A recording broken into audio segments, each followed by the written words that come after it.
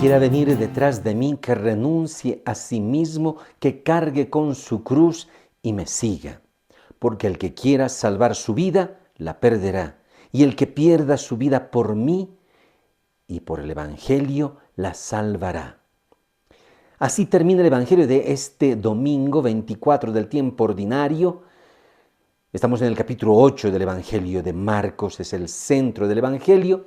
La liturgia nos hace escuchar una versión extendida. Nos presenta, se puede decir, tres partes. La primera es la profesión de fe de Pedro. Va a reconocer al Señor que es el Cristo. La segunda parte, Jesucristo anuncia la pasión, el Hijo del Hombre. Debe sufrir mucho y ser rechazado. Y entonces, en esta segunda parte, Pedro le va a llevar aparte y lo va a reprender al Señor.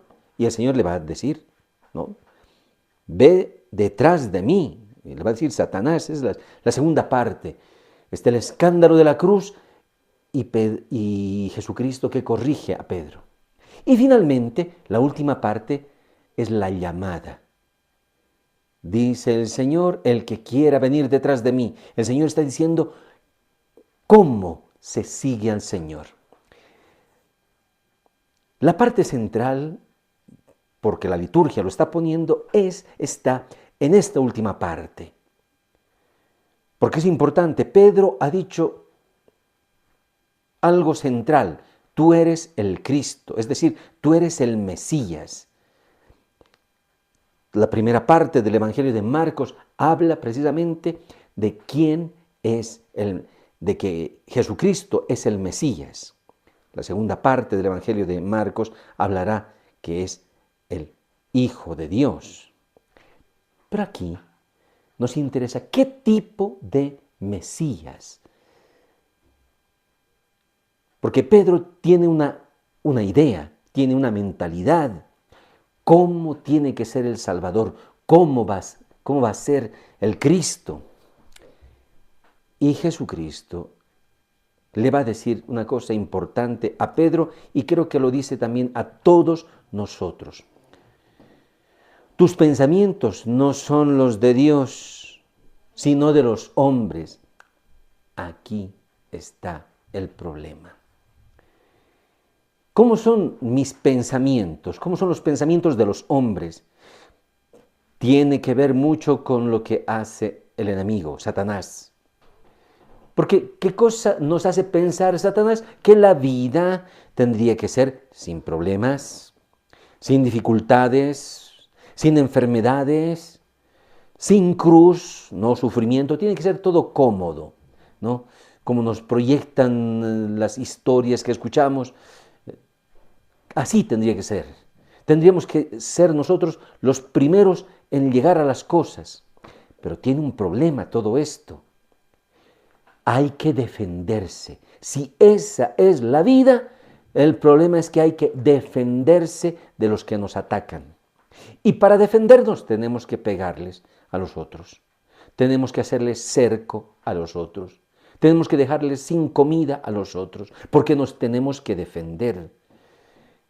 Las famosas guerras de prevención. Antes de que me ataque, yo ataco. Este es el problema, que uno se quiere salvar. Pero detrás de todo esto está pues el enemigo que dice, la vida no tiene que tener cruz, no tiene que tener sufrimiento. Aquí está el punto. Jesucristo viene, va a hablar con los discípulos. Pedro, que finalmente ha dicho la respuesta justa, ¿no? Adelante de los demás discípulos.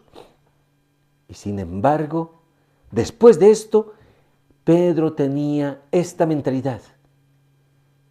Le quería enseñar al Señor cómo es el Mesías. Uno que no va a sufrir, uno que no va a ser rechazado, sino que va a ir a la cruz. Pero saben, hermanos, el pensamiento de Dios, ¿cuál es? Dice el Señor que la vida pasa también por la cruz. No hay vida sin problemas, sin dificultades, sin sufrimientos. No existe esta vida. Si nosotros nos ponemos a pensar, cada persona tiene dificultades desde que nacemos. Y obviamente no es que vamos a buscarnos los problemas, ya están. ¿Qué cosa es vivir entonces? Defendiéndonos, peleando con uno, peleando con el otro. ¿Eso es la vida? No. La vida auténtica es amar. Amar. Cristo, ¿qué cosa ha hecho? No solamente le ha caído la cruz y ni modo, ¿no? Como las personas cuando dicen me ha caído esto y pareciera que es una cuestión pasiva nada más, aguantamos la cruz. No, aquí el Señor va a decir, el que quiera venir detrás de mí, que renuncie a sí mismo, al ego, al que está peleando, al que se está pegando a los demás, porque hay que defenderse. No, el Señor dice, renuncie a sí mismo, cargue con su cruz. No está diciendo que ni modo, que la aguante. No, está diciendo que la tome. Es mucho más fuerte. Porque en la cruz está un momento, una oportunidad para poder amar. Todas las veces que se nos presenta un sufrimiento, que no lo hemos buscado, que le llamamos cruz, ese momento no es simplemente por un momento de desgracia, no, en esos momentos es una oportunidad para poder amar, para poder dar la vida por alguien.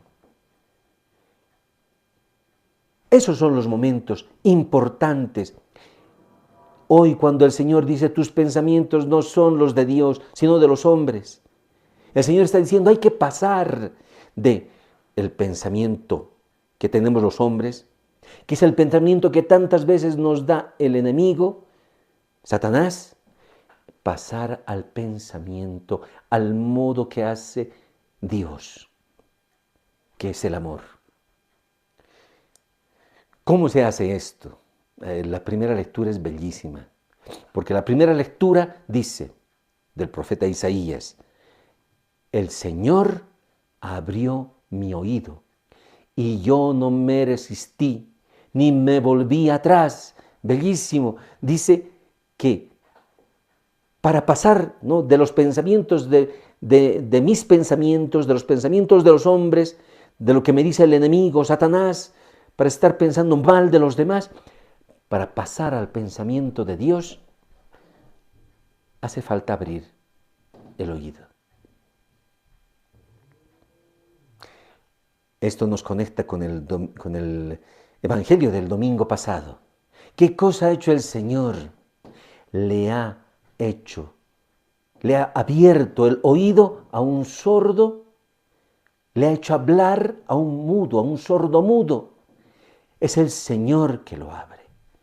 ¿Qué cosa hace el Señor? Pone sus palabras en nuestra boca, pone sus obras en nuestros oídos.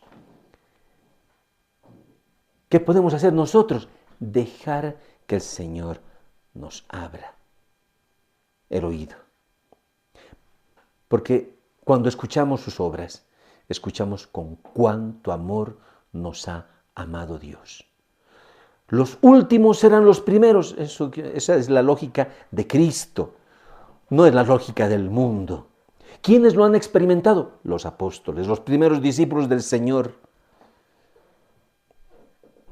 Mateo, el evangelista Mateo, que dentro de poco celebraremos su fiesta, él sabía que era indigno de seguir al Señor, sabía que no podía ser, era un pecador público, había preferido el dinero antes que su pueblo. Y cuando el Señor lo llama, lo va a llamar para ser discípulo y lo va a vivir con alegría. Porque esta es la lógica del Señor. Porque la primera cosa que recibimos es su amor. Porque a donde nos está llamando el Señor es a la vida auténtica a amar. ¿En qué momento? ¿Cuándo se abren las oportunidades para amar? Cuando tenemos la cruz. Cuando dejamos de defendernos a nosotros mismos. Que el Señor nos conceda en este domingo cambiar nuestro modo de pensar, nuestra mentalidad de este mundo, de la mentalidad de los hombres, a escuchar y seguir el amor, la mente de Dios que nos ha amado. El Señor les bendiga. Buen domingo.